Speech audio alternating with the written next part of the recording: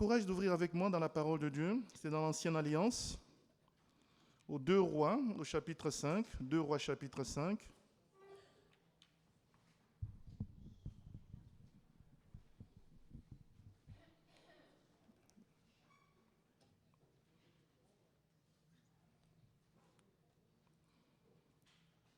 Alléluia.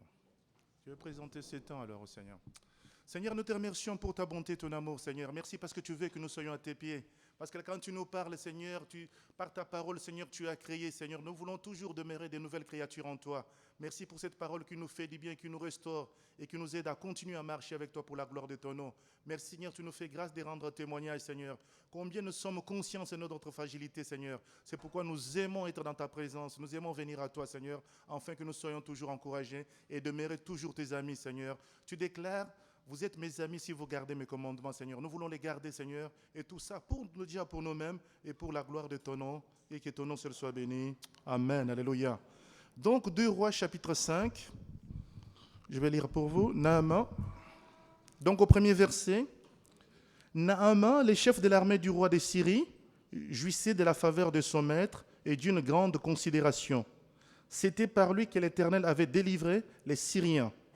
Cet homme, fort et vaillant, était lépreux. Or, les Syriens étaient partis par troupes et ils avaient emmené captive une petite fille du pays d'Israël qui était au service de la femme de Naaman. Elle dit à sa maîtresse: « Oh, si mon Seigneur était auprès du prophète qui est à Samarie, le prophète les guérirait de sa lèpre. » Naaman allait dire à son maître: « La jeune fille du pays d'Israël a parlé de telle ou telle manière. » Et le roi de Syrie dit: « Va, rends-toi à Samarie, et j'enverrai une lettre au roi d'Israël. » Il partit, prenant avec lui 10 talents d'argent, 6000 cycles d'or et 10 vêtements de réchange. Il porta au roi d'Israël la lettre, où il était dit: « Maintenant, quand cette lettre te sera parvenue, tu sauras que je t'envoie Naaman, mon serviteur, afin que tu les guérisses de sa lèpre. » Après avoir lu la lettre, le roi d'Israël déchira ses vêtements et dit: « Suis-je un Dieu pour faire mourir ou pour faire guérir ou pour faire vivre? Qu'il s'adresse à moi afin que je guérisse un homme de sa lèpre. Sachez donc et comprenez qu'il cherche une occasion de dispute avec moi. » Lorsque Élisée, homme de Dieu, apprit que le roi d'Israël avait déchiré ses vêtements, il envoya dire au roi: « Pourquoi as-tu déchiré tes vêtements?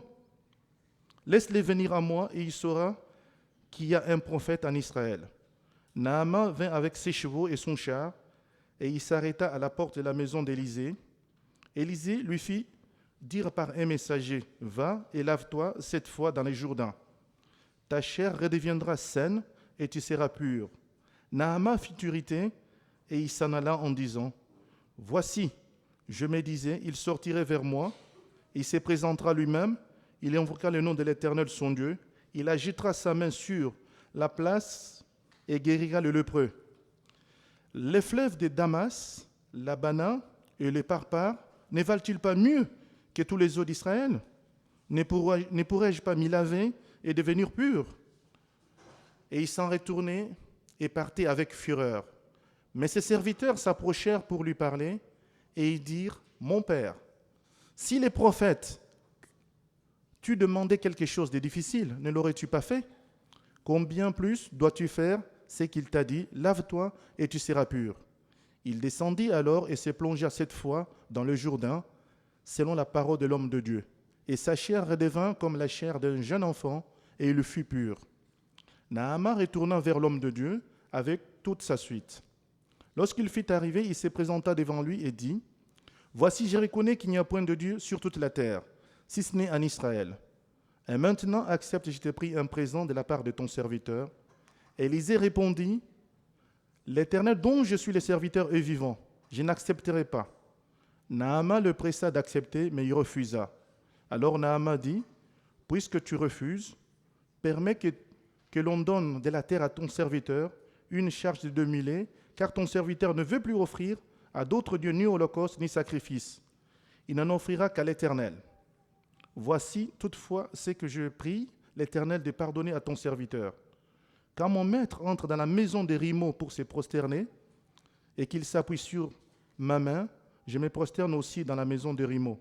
Veille l'Éternel pardonner à ton serviteur, lorsque je me prosternerai dans la maison de Rimo. Élisée lui dit, va en paix. Amen. Alléluia.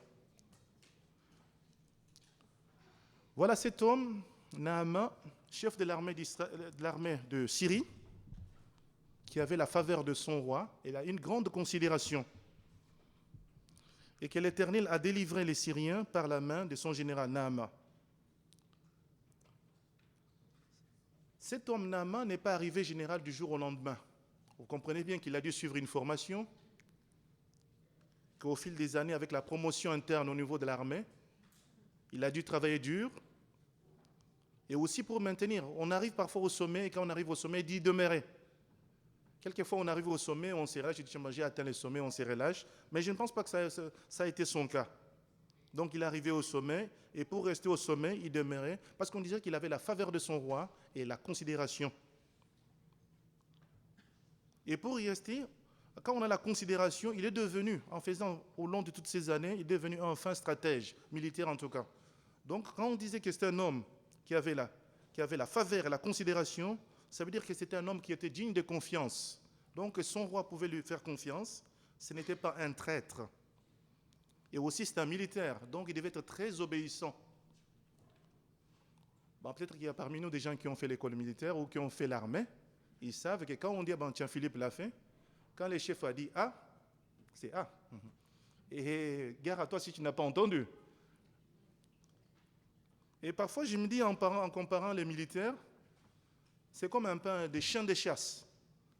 Moi, mon père, quelquefois, on a eu des chiens, quand j'étais encore au pays, on avait eu des chiens. Quelquefois, on s'amusait avec. Parfois, je faisais un geste comme si je courais, vous voyez, il me suivait. Alors, je me dis, peut-être que ça doit être un moment, un vrai militaire d'être comme ça.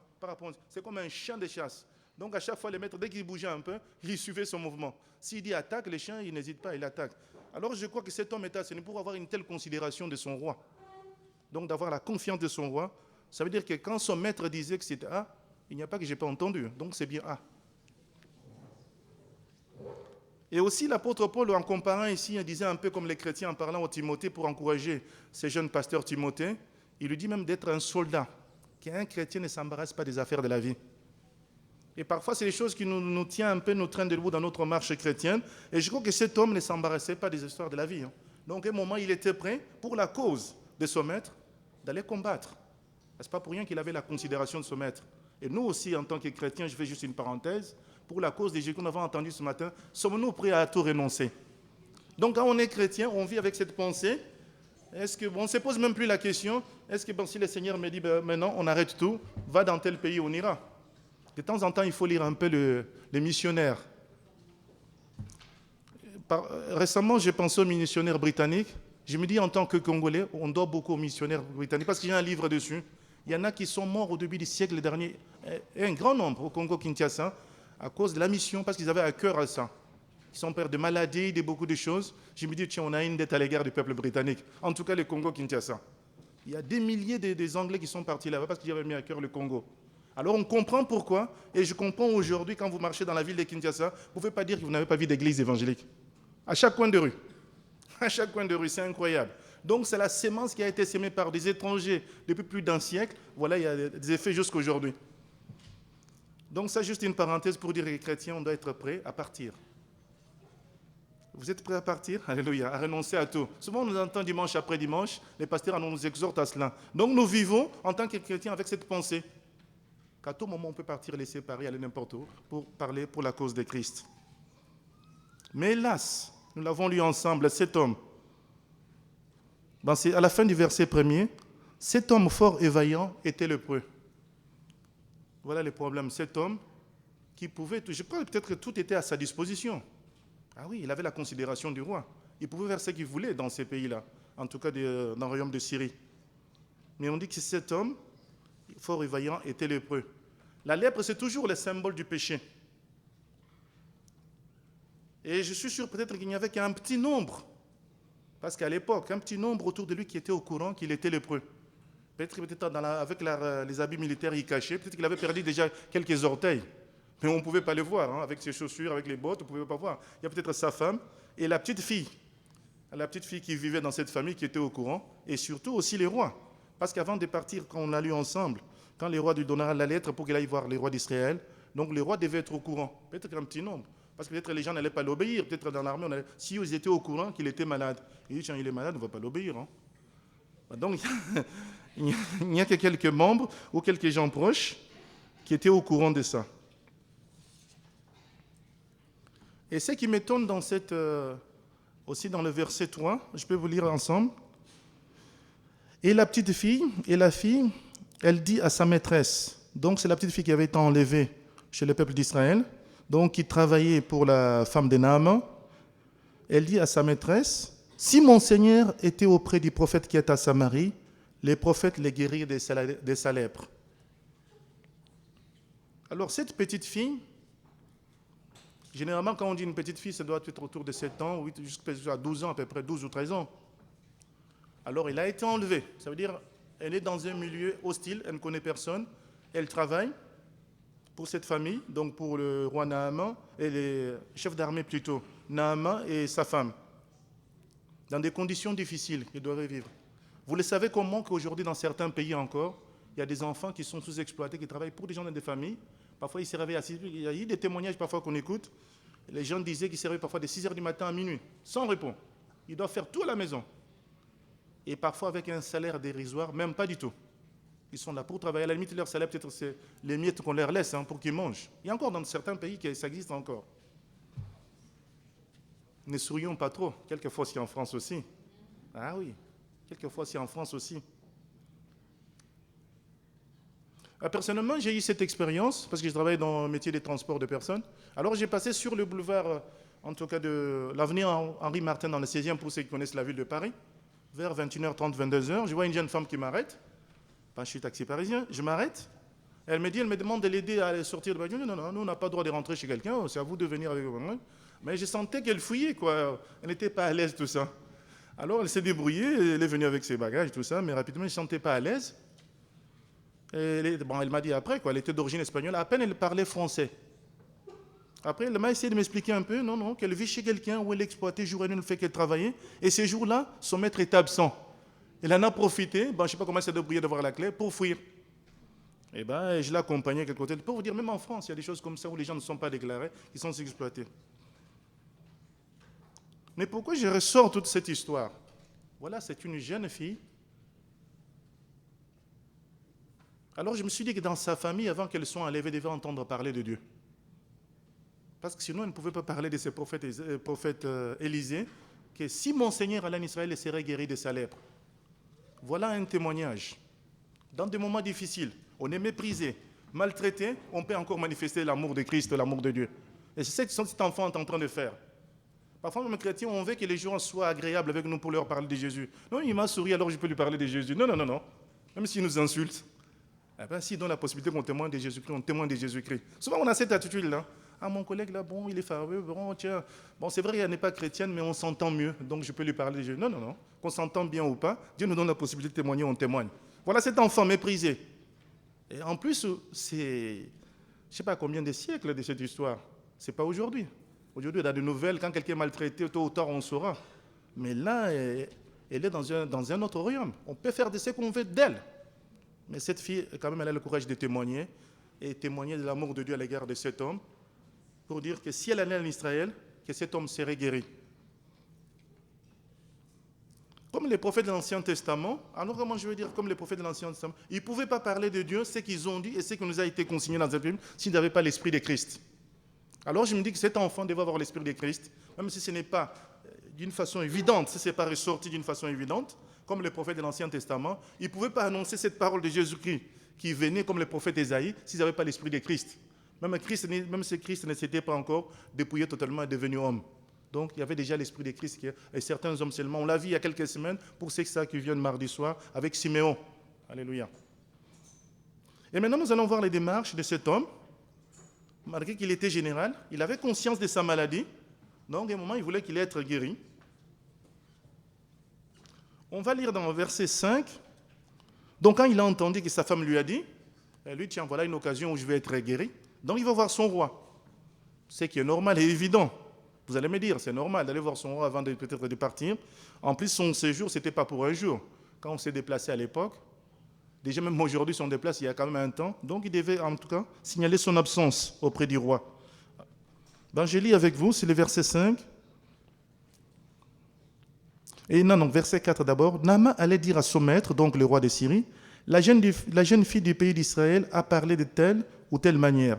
Et le roi de Syrie dit, va, rends-toi à Samarie, et j'enverrai une lettre au roi d'Israël. Il partit, prenant avec lui 10 talents d'argent, tout ça.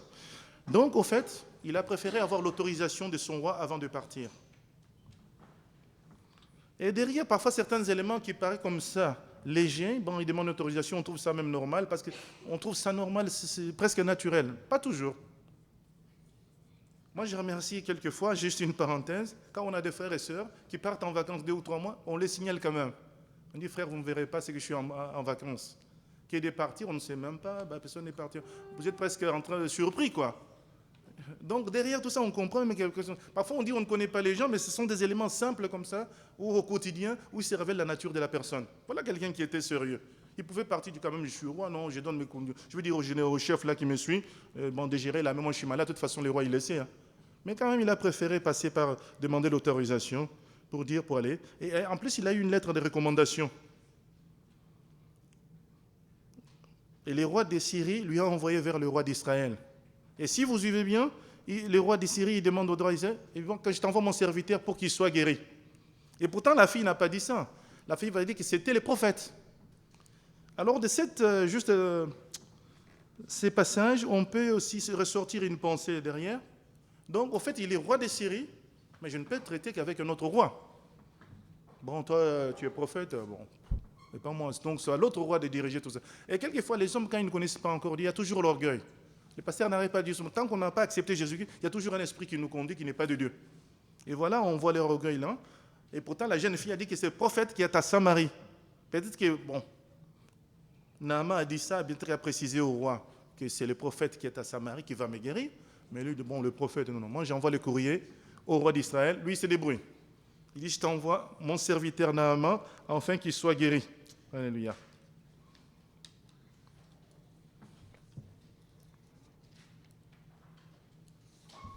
Et maintenant, le roi de... Quand Naaman il arrive, il va vers bien sûr le roi, vers le roi d'Israël. Et là, on va voir maintenant la réaction du roi d'Israël. Après avoir lu la lettre, le roi d'Israël déchira ses vêtements. Suis-je un Dieu pour faire mourir ou pour faire vivre? Qu'il s'adresse à moi afin qu'il guérisse un homme de sa lèpre. Sachez donc qu'il cherche une occasion de dispute avec moi. Et souvent, les gens, quand ils ne connaissent pas le Seigneur, ou quand ils n'ont pas une bonne relation avec le Seigneur, les réactions sont toujours bizarres, comme le cas du roi d'Israël. On lui envoie une lettre, et dans son royaume, il sait qu'il y a des prophètes, il pouvait les consulter. Voilà, j'ai reçu une lettre, parce qu'il y a certains rois qui faisaient ça. Lui, non, comme ça le dépasse, et on voit derrière tout ça, c'est quelqu'un qui ne devait pas avoir la relation avec son Dieu, il déchire ses vêtements. Heureusement que c'est parvenu jusqu'aux oreilles du prophète Élisée. On va lire dans le verset 8, c'est Élisée donc ça parvenu à ses oreilles. Il dit ceci, lorsque Élisée, homme de Dieu, apprit que le roi d'Israël avait déchiré ses vêtements, il envoya dire au roi, pourquoi as-tu déchiré tes vêtements? Laisse-le venir à moi, et il saura qu'il y a un prophète en Israël. Heureusement que le prophète est venu au secours du roi d'Israël parce qu'il a trouvé son attitude bizarre et ça n'a rendu pas témoignage à ce peuple d'Israël. Mais moi, ce qui m'étonne dans ce qu'on vient de lire dans le verset 8, c'est l'assurance qu'il avait, l'assurance qu'il a Élisée. Il dit, laisse-le venir à moi, afin qu'il sache qu'il y a un prophète en Israël. Étonnant. Il y a cette assurance, si on lit bien, vous êtes des lecteurs de la Bible, il y a quelqu'un aussi qui a eu cette assurance devant des situations difficiles, c'est David, face à Goliath. Il dit, au nom de Dieu d'Israël, moi je viens me combattre et je viens te terrasser. Moi, quand on a telle assurance, c'est quoi? Une telle relation avec Dieu, et Dieu nous montre, non, là, tu vas le battre, tu vas le terrasser. Et David était très jeune. Donc, quand on a une relation avec Dieu, il y a des situations, c'est vrai que Dieu nous encourage à prier. Il y a certaines situations où on ne prie pas, On ordonne. Il y a une situation, vous allez demander, c'est exceptionnel, mais Jésus l'a fait devant le tombeau de Lazare. Et Jésus même, il s'excuse en priant.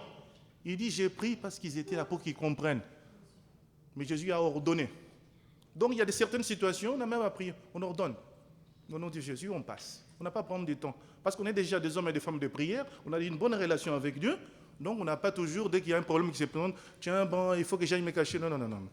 Il y a des situations devant, il y a des situations où on ordonne. C'est la relation. C'est comme ici, David. Il dit, David est devant Goliath, il dit, qui est cet incirconcis qui parle mal du peuple d'Israël? On ne nous a pas dit que David est parti prendre quelques temps du jour de jeûne, et pourtant le jeûne et la prière, c'est bon. Mais là, la situation, elle est là. La situation est devant nous. On n'a pas le temps de jeûne et de prière. On est enfant de Dieu, il faut agir. Et ce qu'il agit là, c'est qu'il dit, c'est pourquoi je suis étonné de l'assurance de cet homme, d'Élisée. On voit que l'assurance, la relation qu'il a avec Dieu, c'est pourquoi il saura qu'en Israël, il y a un Dieu. Alléluia. Que je suis son prophète. Il le saura. Alors, vous comprenez bien que je ne peux pas ne pas m'abstenir à faire la parallèle avec l'Église. Alors, si on dit qu'il y a des gens qui sont païens, c'est pourquoi on fait de l'évangélisation. On vient qu'il saura que nous sommes des enfants de Dieu. Alléluia. C'est vrai que ça ne vient pas de nous, mais il saura. Si une église, on reste qu'entre nous 20 ans après, et il n'y a personne qui se convertit, il y a un problème. Eh oui. Si les gens se convertissent, c'est que Jésus nous dit, après ils deviennent des disciples, donc des gens disciplinés. Mais voilà, c'est comme un parent, quand un enfant arrive, il est né, il grandit, il est responsable, mais quelle joie pour les parents. Ah ben nous aussi, nous on voit au baptême, quand les gens ils viennent pour les premières fois, ils commencent à suivre, après même quand ils se baptisent, on voit des gens qui deviennent autonomes, responsables, mais quelle joie, alléluia. Alors on s'est dit intérieurement, ils ont compris qui est Jésus-Christ, amen, et on a cette joie-là dans le cœur.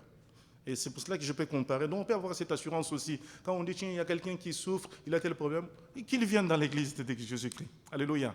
On peut aussi avoir cette assurance-là. C'est vrai, nous savons que ce n'est pas au-delà de nous, c'est Jésus. Même cet homme, quand il parle comme ça, parce qu'il savait qu'il avait une bonne relation avec Dieu. Ce n'est pas de la prétention. Il dit qu'il vienne, il va savoir que je suis le prophète d'Israël. Alléluia. Qu'il y a un Dieu en Israël. Amen. Alléluia. Dans le verset 9, nous allons lire quelque chose. Naaman vint avec ses chevaux et son char. Il s'arrêta à la porte de la maison d'Élisée. Et juste ça, verset 9. Naaman, il vient devant la maison maintenant du prophète. Maintenant, il quitte le roi parce qu'on l'a orienté. Le roi ne peut rien. Il faut te diriger vers l'homme de Dieu, Élisée. Il arrive, il se met devant la porte. Donc, il ne rentre pas, il arrive, il se met devant la porte parce qu'il est général. Donc, il y a encore de l'orgueil.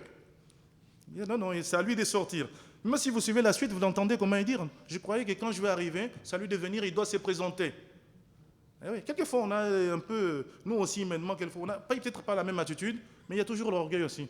Ah non, si c'est moi, j'accepte Jésus-Christ, mais me baptiser, non. Ah oui, me baptiser, non. Je vais accepter Jésus-Christ, mais me baptiser, non. Mais ça veut dire qu'il y a encore de l'orgueil. Il y a encore de l'orgueil. Mais bon, parfois, Dieu qui nous aime tellement, il laisse ces temps-là que l'orgueil passe. Enfin, on le verra dans la suite, que lui aussi, l'orgueil va lui passer, quand il prendra conscience qu'il est vraiment dans le besoin. Alléluia. Élisée, maintenant, et Dieu, c'est la méthode de Dieu, quand Dieu il voit qu'on a l'orgueil, pour un peu nous toucher encore de l'orgueil là, pour qu'on nous s'abaisse encore vraiment. Et c'est qu'Élisée, il fait ici. Élisée lui fit dire par un messager. Donc, Élisée, il est au courant de la situation. Il dit, comme il attend que moi je sorte, je ne sortirai pas, il lui envoie quelqu'un. C'est un messager. Ah, pour un roi, pour un général, en plus c'est un prophète, c'est même pas un général comme moi. C'est quelqu'un parmi le peuple. Donc il y avait du mépris, quoi.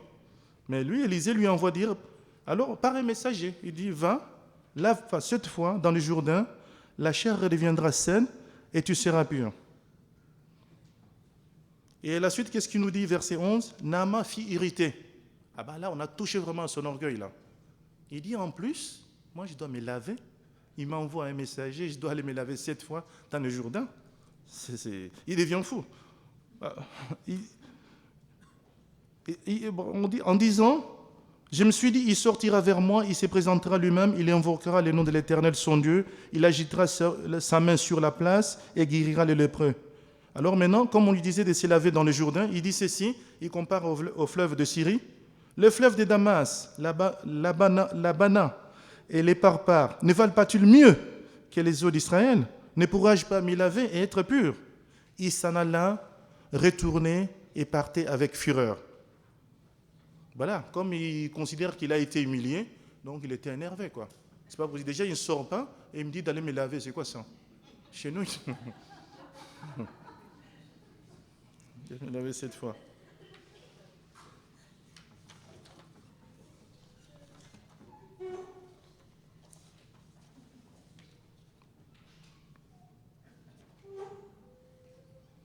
Alors, à vous, madame, à monsieur, les jeunes gens, vous qui cherchez Dieu, qui voulez être guéris, ne venez pas avec vos méthodes en disant je viens, mais vous avez déjà calculé votre façon qu'on doit vous guérir. Eh oui, moi c'est comme ça, bon, le pasteur doit faire ça, s'il ne fait pas ça, donc moi je ne crois pas que ce soit Jésus-Christ. Et bon, moi on m'a dit Jésus il fait ça. Non, non, non. Et derrière tout ça, il y a toujours l'orgueil au fait. On essaye d'appliquer nos mesures à nous, notre façon, c'est que nous avons entendu, et pourtant on ne connaît rien du tout. Et c'est son attitude qu'il est venu.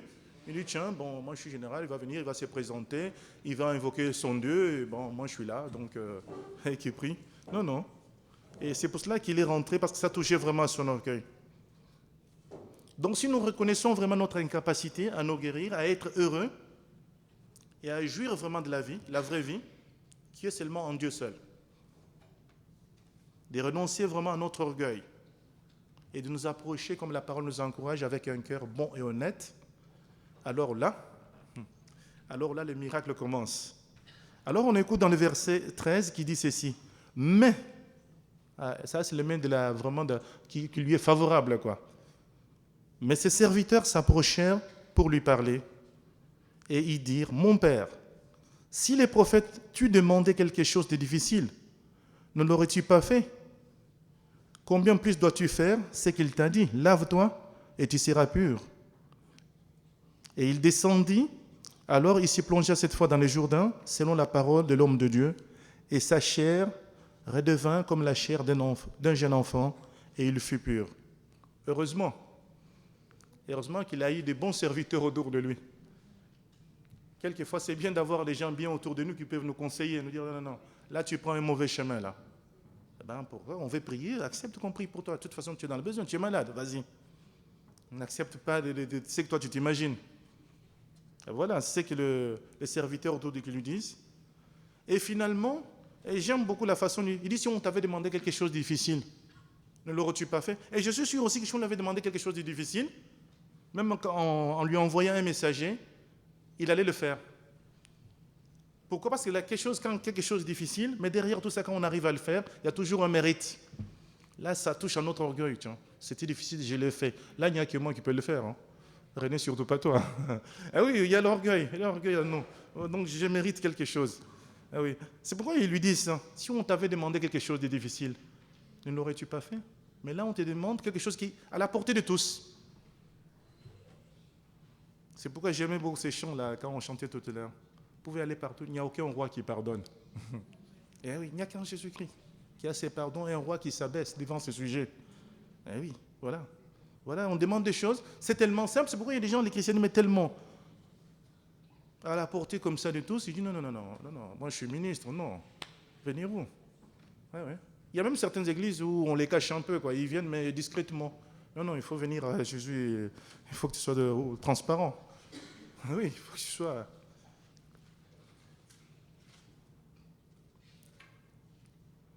Et heureusement pour lui qu'il a écouté. Heureusement pour lui qu'il a écouté. Déjà écouter, c'est l'obéissance. Et vous verrez tout l'Ancien Testament, Dieu n'arrête pas d'interpeller le peuple d'Israël. Écoute Israël. Écoute Israël. Dès que vous commencez à écouter, donc tout vous est favorable déjà. Ah oui. C'est-à-dire vous commencez à être attentif. Écoute Israël. Là on dit dans verset 13, il a écouté ses serviteurs. Et ça a été son salut. Ah, parce qu'il pouvait dire, non, je suis chef, mes serviteurs. Non. De toute façon, c'est lui qui était dans le besoin. Et j'aime bien comment ils ont procédé. Si on t'avait demandé quelque chose de difficile, ne l'aurais-tu pas fait? Ben, ils connaissent l'homme, hein, ils connaissent leur maître. Hein. Ils disent, si c'était difficile, ils allaient le faire. Mais là, c'est dans ton intérêt, donc vas-y. Et voilà ce qu'il a fait dans le verset 14. Il parta, se lava 7 fois, et sa chair devient pure comme celle d'un enfant, et lui-même fut purifié. Et j'aime beaucoup le verset 14 qui suit, en tout cas 15, pardon. Donc, il devient pur. C'est incroyable. Ces serviteurs qui viennent de lui dire, fais-le, il pouvait s'arrêter là. Il dit, ben, maintenant, ce sont mes serviteurs qui m'ont dit. Non, non, non, non. Il avait toujours conscience que c'est l'homme de Dieu qui lui avait dit de se laver 7 fois dans le Jourdain. C'est pourquoi dans le verset 15, il retourne. La reconnaissance. La reconnaissance. Combien de gens on a vu, ils sont guéris, ils sont bénis, après on ne le voit plus. C'est triste, hein? Il n'y a pas de reconnaissance. Mais lui, là, hein, ces serviteurs qui viennent de lui dire, hein, ces serviteurs qui viennent de lui dire, il part se laver, il peut dire non, non, bon, de toute façon, il sait déjà que je suis parti énervé. J'ai quitté l'église, ils savent que je suis énervé. Ah oui, je suis énervé, je n'ai pas d'accord. Ah oui, mais quand même, derrière, il sait quelle reconnaissance. Il dit, malgré que les serviteurs, ils n'ont fait que répéter ce que l'homme de Dieu avait dit. Il dit, non, non, la reconnaissance, verset 15. Il dit, Naaman retourna vers l'homme de Dieu avec toute sa suite et les cadeaux qu'il avait amenés. Quelle reconnaissance! Que Dieu nous fasse grâce de vivre dans la reconnaissance. C'est vrai, nous vivons dans un siècle où on n'est plus reconnaissant. On n'est plus reconnaissant. Et pourtant, les parents qui sont dignes d'être parents, parmi les premiers, les exemples ou les premiers parents qu'ils enseignent à leurs enfants, c'est de savoir dire merci. Va, dis merci. Tu as oublié? Dis merci. Parfois, l'enfant ne veut pas, mais il dit merci quand même malgré lui. Que Dieu nous apprenne à avoir de la reconnaissance. Et de savoir, donc, cet homme Naaman, il sait que la guérison ne vient pas de ses serviteurs, mais de l'homme de Dieu. Pourquoi il retourne? Il retourne voir l'homme de Dieu.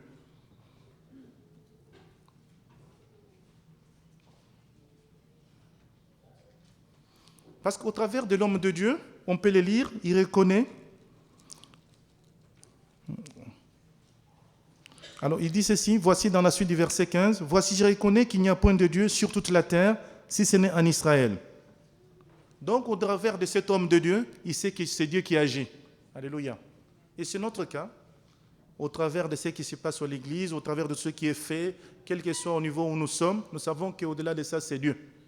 Et nous voulons toujours les hommes de Dieu dignes de ce nom, ils orientent toujours les gens vers Jésus-Christ, vers Dieu, pas vers eux. Alléluia. Et aussi quand des gens deviennent autonomes, quelle joie.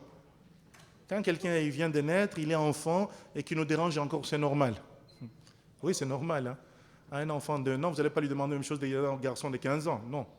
C'est normal, donc il nous dérange. Mais quelqu'un qui est né, converti déjà depuis un moment, on se dit, problème, on dit, tiens, peut-être qu'il y a peut-être des éléments de nourriture qui lui ont manqué. Maintenant, on dit carence pendant sa croissance. On commence à chercher, on dit, il faut que je voie le médecin, parce qu'à cet âge, il ne pouvait plus agir comme ça, parce qu'il y a eu des carences. Donc, c'est le moment que Dieu nous fasse grâce d'avoir de la reconnaissance. Donc, un chrétien a de la reconnaissance, au travers, bien sûr, de Dieu, mais il y a des hommes là. Eh oui. Moi, je remercie toujours le Seigneur de ce qu'il a fait, qu'il y ait des hommes, des autres hommes et des autres femmes qui nous ont témoigné de l'amour de Dieu. Sinon, on ne serait pas là. Hein.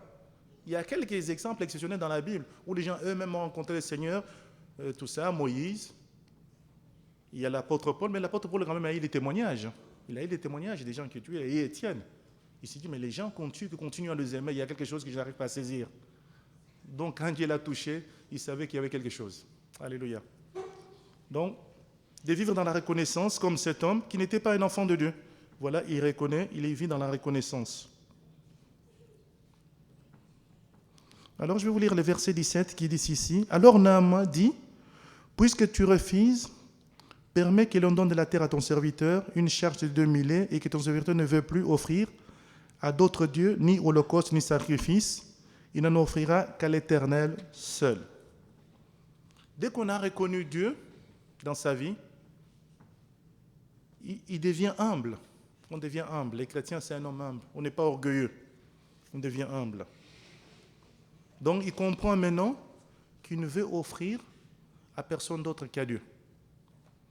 Holocauste et sacrifice.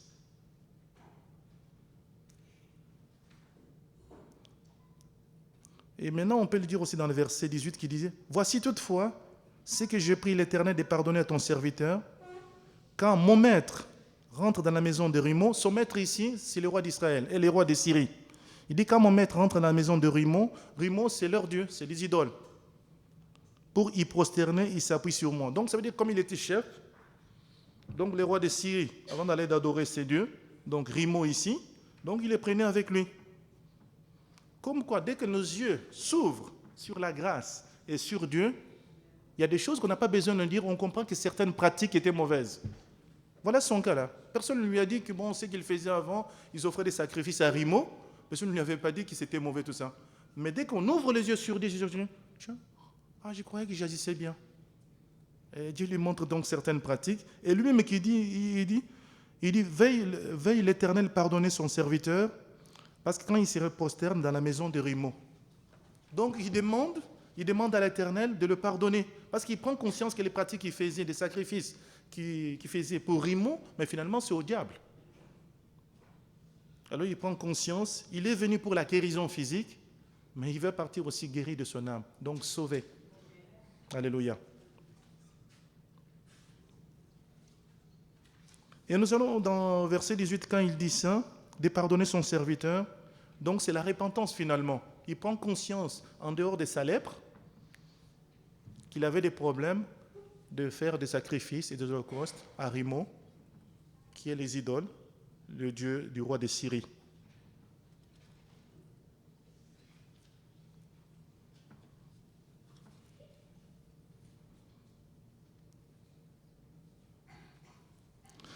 Alors, il continue la fin du verset 18, ceci. Lorsque je me prosternerai dans la maison de Rimo, donc, au fait, il explique à Élisée, et Élisée lui dit qu'il sait un peu, il a l'inquiétude, parce qu'il sait que maintenant il va retourner voir son roi. Il dit, mais quand je vais voir mon roi, il va encore m'appeler pour aller qu'on se prosterne devant Rimo, tout ça, et faire des sacrifices. Et Élisée lui dit ceci, va en paix. Donc, c'est quelqu'un qui a reconnu ses péchés, qui a été pardonné, va en paix. Donc, quand Dieu te conduit, Dieu il saura même t'éviter maintenant. Maintenant qu'il a accepté le Seigneur, Dieu saura même l'éviter même quand il va retourner dans son royaume. Peut-être que les rois ne vont plus vouloir de lui, dire non, toi tu ne rentres plus avec moi. Alors, donc les prophètes pour lui dire va en paix. Et chaque fois, le Seigneur Jésus, vous allez remarquer, chaque fois que le Seigneur Jésus, la plupart des gens qui sont venus pour être guéris physiquement, Jésus toujours il dit va en paix. Et souvent, ils sont pardonnés de leurs péchés. Au départ, ils n'étaient pas venus pour ça. On voit à Bartimée, où la femme à la perte de sang, ils étaient venus pour être guéris physiquement. Mais à chaque fois, le Seigneur Jésus, il savait que le plus grand problème de l'homme, ce n'est pas les problèmes physiques, c'est le péché. Donc, il pardonnait toujours le péché, va en paix.